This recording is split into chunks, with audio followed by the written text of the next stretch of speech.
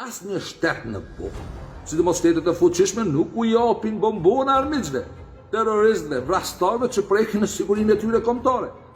Dërsa ata që bashkëpunojnë me armiq kundër shtetit të tyre, në Kur'an quhen mushrik tradhtar, dhe nxjerrën para drejtësisë dhe dënohen me vdekje.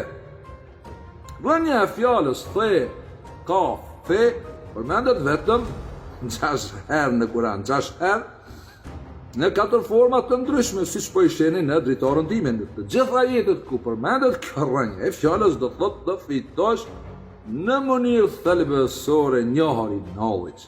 Pra, përkthimet janë katastrofale, jo vetëm në shqip, por edhe në gjuhë të tjera. Kur e përkthejmë frazën ajetit 191, waqtuluhum haythu thaqiftumuhum, vritni ata kudo që t'i gjeni. Për të gjetur diçka, është e logjikshme se duhet të lodhesh, të mbledhësh informacione, që të kesh njohuri, knowledge, për një veprimtari subversive armiqësore.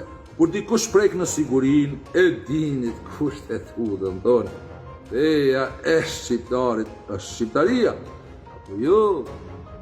Tani kjo detyrë ju është besuar shërbimeve inteligjente dhe organeve të sigurisë, që duhet të informojnë presidentin, kryeministrin dhe këta dy kuvendit.